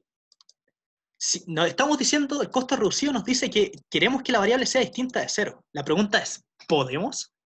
Por ejemplo, podría ser que x2 crece hacia arriba, pero estamos parados acá, y el poliedro es todo esto. Entonces que x2 valga distinta de 0 sería que se mueve hacia aquí. Aquí x2 vale 1. Aquí x2 vale 0. Aquí x2 vale menos 1. Por lo tanto, puede que nos sirva que sea distinto de 0, pero no es factible. Así que las direcciones nos sirven para movernos dentro de un poliedro y mantenernos dentro del espacio factible. Así que x2 puede que nos convenga hacerlo infinitamente más grande que 0, pero si nos salimos del poliedro, no nos sirve. Así que eso es lo que hace el algoritmo simplex. Va mejorando la función objetivo, haciendo variables no básicas distintas de 0, solamente si puede. Y les voy a mostrar ese sí puede en la siguiente pregunta. Así que, está mejorar la explicación, que es lo que acabo de decir. Viene esta pregunta de acá. Seleccione una variable xj tal que su costo reducido sea negativo. Y encuentre el valor θ máximo tal que x más θ por d sub j sea igual a i, y ese i va a ser un punto factible en el PL. todo ese enunciado que se ve horriblemente amenazador y feo, está diciendo que estamos parados en una esquina acá y que elijamos una dirección de tal manera que nos movamos hacia otra esquina. Así que podemos elegir esta dirección de aquí y terminaríamos en este punto, o podríamos elegir esta dirección de acá y terminaríamos en este punto. Eso está diciendo el enunciado. Encuentre la dirección, tal que la función objetivo va a mejorar, porque el costo reducido es negativo, y dime cuál es ese punto. Eso nos están pidiendo en esta pregunta. Y eso que nos piden realmente está camuflado como haga una iteración de simplex, pero paso por paso. Así que partamos. El punto era este, su base era 1, 5, 7. Así que, y sabemos que el costo reducido asociado era menos 3, menos 2, 1 y 0. El algoritmo simplex, cuando es un algoritmo greedy, ¿qué quiere decir eso? Le gusta ir mejorando las cantidades más grandes posibles siempre. Por lo tanto, si tuviéramos que elegir un costo reducido para mejorar la función objetivo, el algoritmo simplex no se va a ir por menos 2, porque hay un valor que es aún más pequeño, menos 3. Entonces, simplex dice, quiero mejorar lo más posible siempre. Siempre lo más posible. Así que nos va a decir, hagamos x2 distinto de 0. Y eso implica x2 entra a la base. Así que estamos bien. Elegimos un costo reducido, el asociado a x2. X2 está entrando a la base. Y ahora tenemos que encontrar la dirección en que nos vamos a mover para que x2 pueda entrar a la base. Y hay una fórmula. T sub j, las direcciones son iguales a menos la matriz básica a la menos 1 por la columna asociada a la dirección. Por lo tanto, como x2 entra a la base, esto de aquí va a ser un d sub 2 es igual a menos a sub b a la menos 1 por la columna 2. Esto es una fórmula, Y ahora reemplacemos. Notemos que como nuestras variables básicas eran esta, era aquí, aquí y acá, nuestra matriz básica a sub b es la identidad. Y eso es muy choro, porque toda matriz multiplicada por la identidad es la matriz. Así que esto aquí se nos va y nos queda que d sub 2 es igual a menos la columna 2. ¿Y cuál es la columna 2? Esta de acá, menos 2, 1, 1. Así que, como tiene un menos adelante, va a ser igual a 2 menos 1 y menos 1. Y hemos encontrado el vector d sub 2. Es decir, el vector en que nos vamos a mover, tal que varíen las variables básicas. Porque esta fórmula es para las direcciones básicas. Sí. ¿Por qué digo eso de direcciones básicas? Porque fíjense, este vector es de tamaño 3, pero el punto es de tamaño 7. Tiene 7 coordenadas. Y finalmente este vector D nos dice hacia dónde nos movemos. Así que tiene sentido de que nos movamos en 7 dimensiones si es que estamos en R7. Pero este de aquí es dimensión 3. Así que, ¿qué está pasando? ¿Qué es lo distinto? Es que hay otro vector de sub n que es igual a lo siguiente. Oh. Se me quedó pegado el PC. Un segundito. Entonces, Mati, ¿sí? Dime. yo no entendí lo del principio cuando ocupamos como que x2 entra a la base.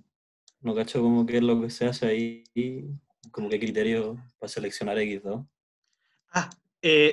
Los costos reducidos, el criterio para elegir cuál variable entra a la base es que tú vas a los costos reducidos, es decir, acá, ves cuáles son negativos, es decir, estos dos, y eliges el más negativo. ¿Cuál es más negativo entre menos 2 y menos 3? El menos 3. Y, bueno, para saber qué variable estamos decidiendo, es que si nuestra base era 1, 5, 7, la no base, es decir, n, es igual a los 2, 3, 4 y 6. Entonces, si elegimos el primer valor, es el que está asociado a la variable 2. ¿Me cachas? Ah, ya. Primer Ah, valor, ya. variable 2. Segundo valor, variable 3. Cuarto valor, variable 4. Tercer valor, variable 4. Cuarto valor, variable 6. Es Ya, importante vale. ser consistente en el orden de sus vectores siempre a menor de esto. Por ejemplo, si nuestra matriz básica es 1, 5, 7, entonces la dirección 2 básica está diciendo que en la coordenada 1 nos vamos a mover 2, en la coordenada de x5 nos movemos menos 1, y la coordenada de x7 nos movemos menos 1. Así que eso es lo que dice. Y ahora les voy a mostrar todo eso. Voy a limpiar un poco la pizarra. ¿Alguna duda antes que borre? Ah, sí, ya. Disculpa, ya. Ujú. que con eso de que dijiste de que con el D2 significa que el vector 1, o sea, que claro, el 1 avanza 2, el 5 menos 1 y el 7 menos 1. Si la variable 2 entra a la base, ¿no Ujú. debería una salir? Exacto, exacto, sí. Yes, genial. Gracias, palo blanco. Exacto. Cuando entra una variable a la base, te voy a mostrar las dos cosas. ¿Cómo entra una variable a la base? A través de una dirección. ¿Cuál dirección? D sub n, la dirección de las variables no básicas, que son puros ceros, excepto un 1 en la coordenada de la variable que está entrando. Si x2 entra a la base y el 2 está en la primera coordenada, entonces va a haber un 1 en la primera coordenada de este vector. Y al mismo tiempo, ¿te acordáis que en la dirección básica, aquí, es decir, está acá, hay números negativos? Pues hay un menos 1 asociado a x5 y un menos 1 asociado a x7. Por lo tanto, en algún momento vamos a ir avanzando y una de estas variables se va a hacer 0. Y se los voy a mostrar en la siguiente iteración. La siguiente iteración de simplex es la que te dice cuál sale. Costo reducido te dice cuál entra, y luego la siguiente iteración te dice cuál sale. Pap, pap. Ahí está todo lo que dije. El costo, esto aquí es el costo de el cálculo de las direcciones. Y estas son el sistema de ecuaciones que se resuelve para decidir cuál entra y cuál sale. Es x más teta por d.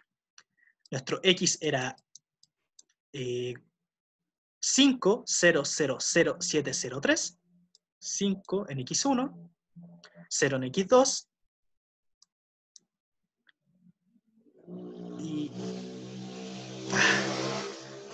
5 en x1, 0 en x2, 0 en x3, 0 en x4, porque estas aquí eran las variables no básicas, n era igual a 2, se me está quedando pegado, entonces está yendo un poco más lento, perdón.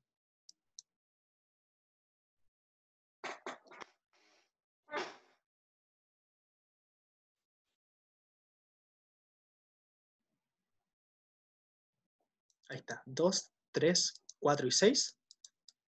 Y las variables básicas eran 1, 3, no, 1, 5, 7.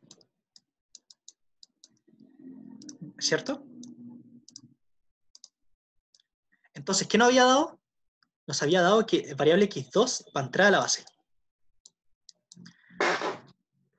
Así que, esta fórmula de aquí, x más teta d mayor o igual que 0, nos está preguntando, estamos en un punto x, nos vamos a mover en este vector d, y luego viene el teta, que es un número real, pertenece a los reales. Y este número teta nos está diciendo cuánto nos vamos a mover. Así que esta ecuación de acá, que es una ecuación vectorial, se descompone en una ecuación variable-variable. x1 más teta por su dirección 1 tiene que ser positivo. x2 más teta por su dirección 2 tiene que ser positivo. x3 más su dirección 3 por teta tiene que ser positivo. Y así sucesivamente. Y teta es estrictamente positivo, es decir, pertenece a R más sin el 0. Así que calculamos. Y voy a mostrarles cómo se armaba el vector. El vector D, habíamos encontrado que el D básico era igual a 2 menos 1 menos 1, y que el D no básico era igual a 1, puros ceros. ¿Alguien tiene alguna duda de cómo obtuvimos estos valores? Pregunta. El no básico, ¿cómo lo obtuvimos? El no básico se obtiene a través de triquiñuelas más que definiciones. Como el costo reducido nos decía que la variable 2 entra a la base, entonces queremos que solamente una de las variables no básicas sea distinta de 0 y queremos que todo el resto quede igual. ¿Y cómo se traduce en hacer una variable que sea distinta de 0 y el resto sea igual? Es directamente un 1 en la coordenada que queremos de la variable que sea distinta de 0, es decir, la coordenada de x2 va a ser igual a 1, y todo el resto van a ser 0. Es decir, x3 va a tener un 0 asociado, x4 va a tener un 0 asociado, y x6 va a tener un 0 asociado. Y así se hace. Entonces, siempre que estés armando el vector d, asociado a las variables no básicas, de sub n, va a ser igual a puros ceros, excepto un 1. ¿Y dónde va a estar ese 1? Va a estar ubicado en la coordenada asociada a la variable que entra a la base. Ubicado en la coordenada, o subíndice, por así decirlo. Subíndice, variable asociada, variable que entra a la base. ¿Dónde pongo esto? Está muy grande. Ya, lo voy a dejar ahí. No, lo borré igual. Ya, filo. ¿Me cachaste? ¿Pregunta? Sí, vale, gracias. Ya, genial. Ahora, el tema es que cuando digo coordenada, es que digo en el mismo lugar. Si este conjunto n de subíndices, el x2 es primero, entonces el lugar que va a usar el 1 en nuestro vector de sub n va a ser el primer lugar. Si x2 hubiese estado aquí, tercero, hubiese tenido un 1 en la tercera coordenada. ¿Y de qué tamaño es este vector?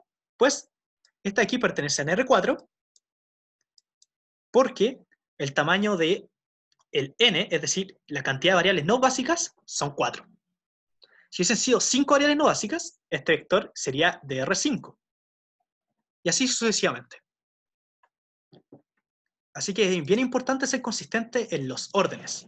X2 estaba primero, X2 entra a la base, un 1 en el primer lugar. X2, si hubiese querido que X4 entrara a la base, entonces hubiese puesto un 1 en la tercera coordenada. Y así sucesivamente. Y una vez que tienes eso listo, juntamos los dos vectores, d sub b y d sub n. Entonces, escribámoslo. Tenemos d, que es igual a una cuestión gigante. ¿Cuál es el valor en la coordenada 1? Pues este de aquí. ¿Por qué? Porque ese es el valor asociado a la variable x1. Entonces, d sub 1 es 2. ¿Cuál es el valor asociado a la coordenada 2? La coordenada 2 es una variable no básica, por lo tanto, vamos al vector no básico. Acá, 1. Coordenada 3, no básico, 0. Coordenada 4, no básico, 0. Coordenada 5, básico. Entonces vamos al vector básico. Este de aquí asociado al x5, está en el segundo lugar, menos 1. Coordenada 6, no básico, sería el que está el último, 0. Coordenada 7, vamos al d sub básico. Este de aquí es el último, este menos 1 de acá, menos 1. Y así obtenemos la dirección D. ¿Y cómo se ve acá?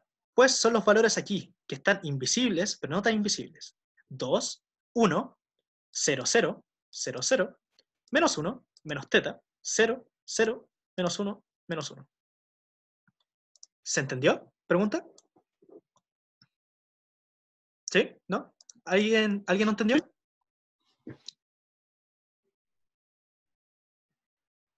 Si es que se entendió bien, ahora viene el paso más importante, que es resolver este sistema. Este problema que estamos buscando es encontrar el teta más chico, con que estas desigualdades se dejan de cumplir. Entonces estamos buscando el teta tal que una variable de aquí se vuelve negativa. Entonces, con teta igual 1,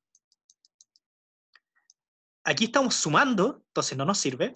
Estamos sumando, no nos sirve. Estamos sumando, no nos sirve. No nos sirve. No nos sirve. Y nos quedan dos opciones. 7 menos teta mayor o igual que 0. y 3 menos teta mayor o igual que 0.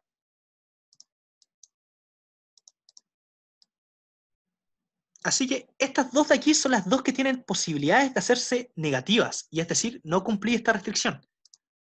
Y bueno, dado que ahora está más claro cuál estamos viendo, con teta igual 3,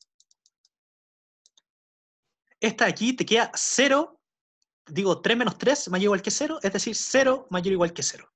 Si teta valiera 7, es decir, el valor para que esta se hiciera 0, aquí te quedaría menos 4 mayor o igual que 0, lo que no es verdad. Así que el teta más chico que hace que cualquier inecuación de aquí se haga 0 es 3. Encontramos el teta. Teta igual 3. ¿Y qué se traduce toda esta cháchara matemática? Pues se traduce en lo siguiente. Estamos parados aquí. Estamos parados en este punto. Este es nuestro vector D. Y está diciendo que nos podemos mover 3 veces el vector D. Nos movemos una vez, 2 veces, 3 veces. Y como que aquí, en el momento en que esta de acá se hace 0, implica que paramos y llegamos a otro punto I. ¿Se entendió? Es muy choro esto. Es muy bacán. Porque esto es lo que hace el algoritmo simplex por debajo. Te está diciendo desde qué punto partes, te dice hacia dónde te vas a mover con el vector D, y te dice cuánto te vas a mover con el teta. Entonces simplex hace de todo. Y ahora ustedes se preguntarán, ¿y cómo vamos a encontrar el punto? Pues reemplazamos. Reemplazamos en todas las coordenadas. Habíamos encontrado que teta es igual a 3. Entonces el punto I va a ser igual a 5 más 2 por teta. Va a ser igual a 11. 0 más 0. 0 más 3, digo, es igual a 3. 0 más 0, 0. 0. 7 menos 3 es 4. 0 más 0, 0. Y 3 menos 3, 0. Y este es el nuevo punto en que hemos llegado. Y alguien preguntó, ¿qué variable básica se va a hacer 0? Dado que x2 entró a la base, bueno, x2 entró, ahora x2 vale 3 y antes valía 0. ¿Y qué variable ahora vale 0 que antes no valía 0? x7. Entonces nosotros pasamos de la base, estoy yendo muy rápido, ¿cierto? Oye, ¿Hola? Es que ¿Sí? me tengo que ir, pero después vaya a subir esto, ¿cierto? Sí, creo que se está grabando.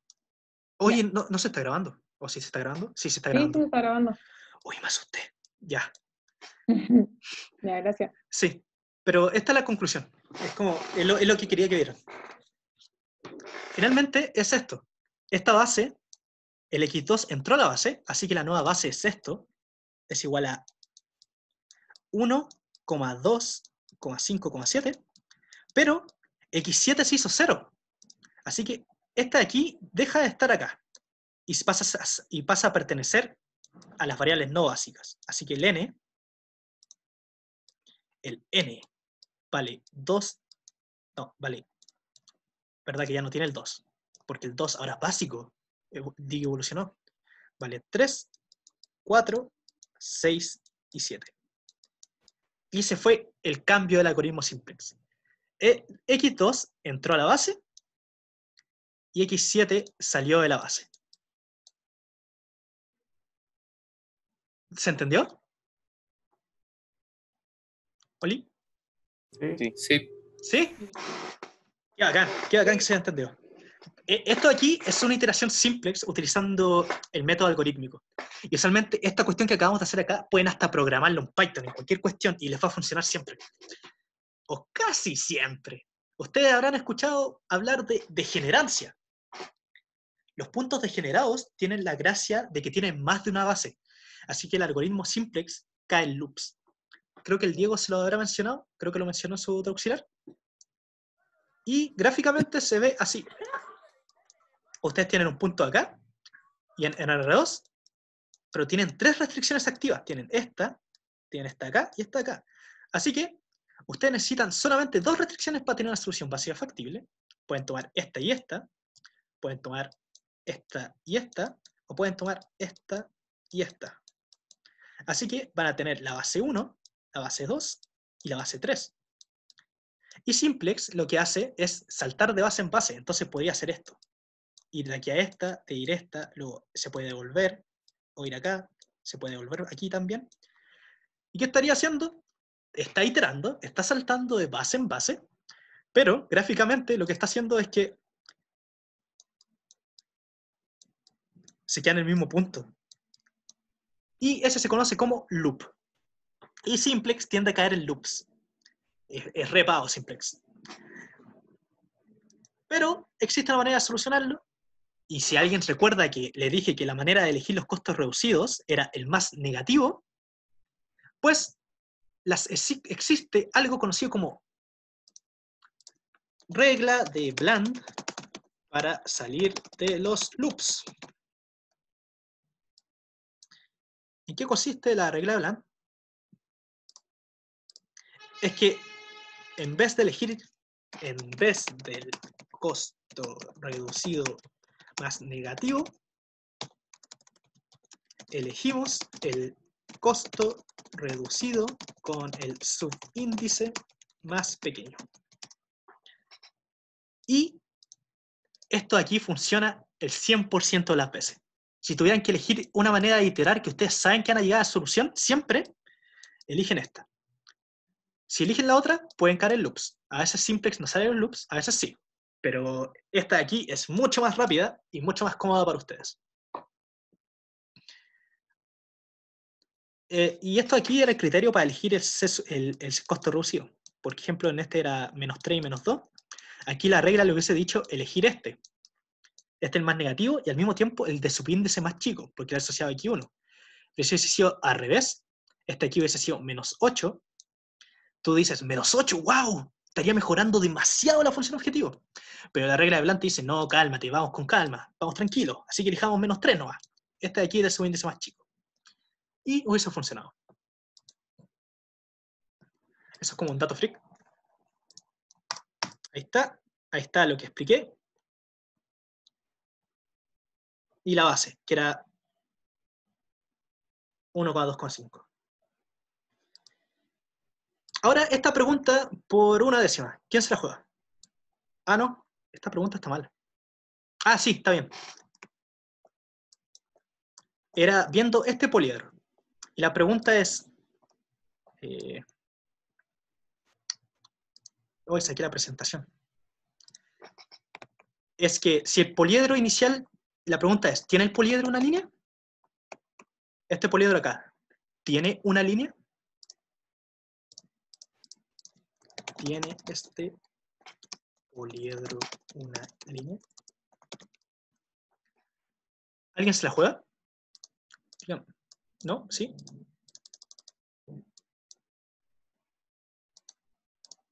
¿A qué te refieres con que tiene una línea? Buena pregunta. Un poliedro tiene una línea si es que se puede hacer esto. Digamos que este es R2 y tenemos... Y todo este espacio es un poliedro. Todo esto pintado.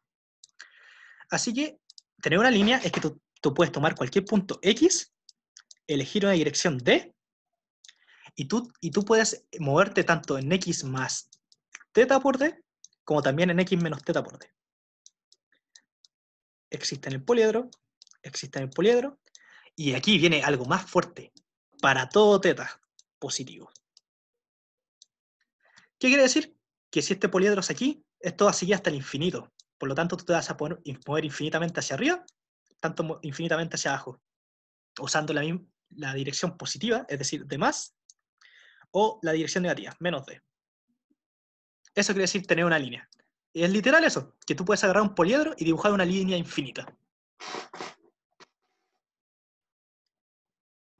No, porque no hay ninguna dirección que sea no acotada.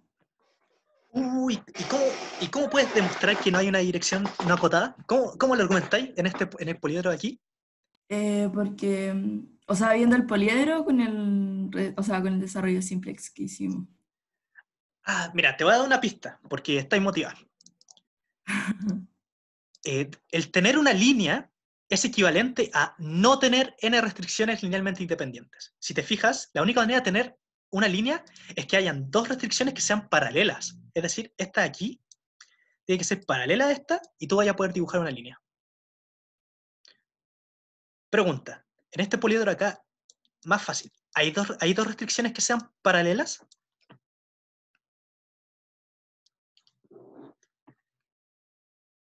Incluso aún mejor. ¿Qué pasa cuando son no paralelas las líneas? Se cruzan, ¿cierto? Y cuando se cruzan, se forma un punto. Entonces la pregunta es esa, finalmente. Pero aquí ya te spoileé harto.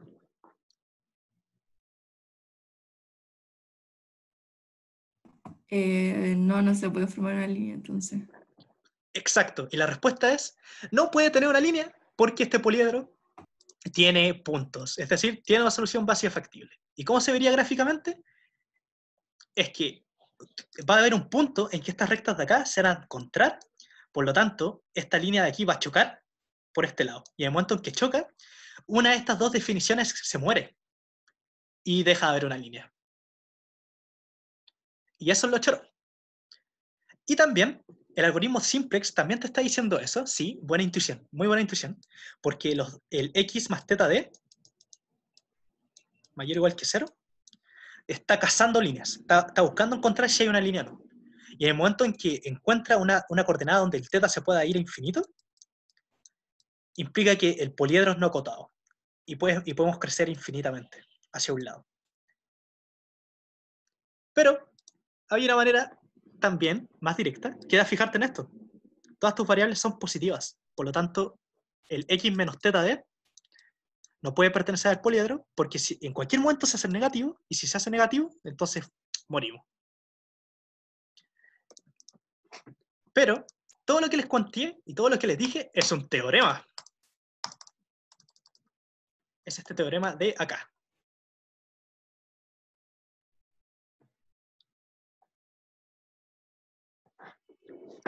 Que dice lo siguiente, que si en un poliedro que pertenece a Rn contiene una línea, entonces no hay n restricciones linealmente independientes que puedan activar en este, y por lo tanto no tiene una solución básica factible. Así que podemos usarlo de vuelta. Tiene solución básica factible, hay n restricciones LI, por lo tanto no hay una línea. Y ese es el teorema. Y esta pregunta era para descolocar, porque en la parte A del problema te decían, encuentre la solución básica factible. Y tú la encontrabas. Y aquí te están preguntando, ¿hay una línea? Y la respuesta es no, inmediatamente, porque encontré una solución básica factible. Eso es todo. Gracias por venir. Honestamente, esta pregunta tenía esta parte de acá de geometría, pero creo que igual había pensado que no íbamos a alcanzar a hacerla, así que fue mejor no hacerla. Pero era una pregunta igual interesante, así que la voy a agregar a la grabación, pero se pueden ir si quieren. Porque eso fue todo el auxiliar. Mati, Sí, dime. ¿vaya a subir pauta? Sí, la tengo hecha. Ya. Eso sí, la pauta escrita está un poco fea y creo que no se las puedo subir desde pasado mañana, porque este es un control que se está haciendo. No, en un curso de otro lado, así que no. Gracias. Y eso, chaito. Chau. Chao, gracias. Chaito a todos, que les vaya bien. Y Chao, gracias. eso, bye bye. Chao, gracias. Ahora me quedo hablando solo. Bueno, creo que seguí grabando. Sí. De ejemplo, un poliedro P con al menos 5 restricciones que tenga al menos 2 soluciones básicas factibles. Y al menos una de ellas sea degenerada. Palabra clave. ¿Qué es degenerancia? Es, si estamos en R2, tener más de 2 restricciones activas en un punto. Esta pregunta de acá apunta directamente a hacer esto. Estos son los ejes. Armar un triángulo. Siempre armen triángulos. Es lo más fácil. Esta de aquí, esta de acá, y la recta aquí. Aquí tenemos un triángulo, tenemos 3 restricciones, y nos piden 5. Entonces, hacemos una que pase por acá, y una que pase por acá. Uy, no. Una que pasa por aquí. Por lo tanto, 5 restricciones es como construir un cuadrado y hacerle un tajo. Ahí. ¿Y por qué se lo hago justo en la esquina? Porque en R2 tendríamos 3 restricciones. Tendríamos esta, esta y esta. Por lo tanto, degenerancia. Y estaríamos cumpliendo. Así que podemos escribir el poliedro al cuadrado, es decir, x1 mayor o igual que 0 y menor que 1. También x2 mayor o igual que 0 y menor que 1. Y agregarle la línea en diagonal, que es x1 más x2. Y aquí pasa por este punto y por este punto. Este es el punto 0,1 y este el 1,0, así que menor o igual que 1. Y estaríamos dados. Esa fue una manera rápida de construirlo. El poliedro 2 está aquí. Es ponerse los casos. Es ponerse en este, ponerse en este y ponerse en este. Ah, me falta aquí. Este era x3 igual 0. Entonces, si x3 igual 0, esta se activa y necesitamos activar dos más. Entonces podemos elegir o estas dos, o podemos elegir esta y esta, o podemos elegir esta y esta. Es como, tenemos tres restricciones, necesitamos llenar dos espacios. ¿Cuántas combinaciones tenemos posibles? Bueno, 3. Así que deberíamos encontrar 3 soluciones distintas. Así que, ¿cómo las encontramos? Pues, activamos todas. Tenemos esta con igualdad, esta con igualdad, esta con igualdad, resolvemos. Luego tomamos esta con igualdad, resolvemos. Luego tomamos estas dos juntas con igualdad y resolvemos. Y cuando digo resolvemos, me refiero a resolver el sistema de ecuaciones, lo que es lata. Por último, esta pregunta, que es la más entretenida, era si x es un punto extremo de P, muestre que x,1 no es punto extremo de Q. Y era muy fácil. X, como es punto extremo de P, activa n restricciones linealmente independientes aquí. Por lo tanto, en Q tú tienes n por esta. N restricciones LI activas, pero Q pertenece a Rn más 1. Así que nos faltaría activar la otra. ¿Y cuál es la otra? Está acá. Y la única manera de activar esta es con θ igual 0. Pero nos dicen que θ es 1, así que no la activa. Por lo tanto, tenemos n restricciones activas cuando necesitamos n más 1. Así que no es solución vacía factible, y como no es solución vacía factible, no es punto extremo. Y fue. La otra manera chora era demostrar que x barra, 1 se puede escribir como combinación convexa de dos puntos que pertenezcan a Q. Así que x barra, 1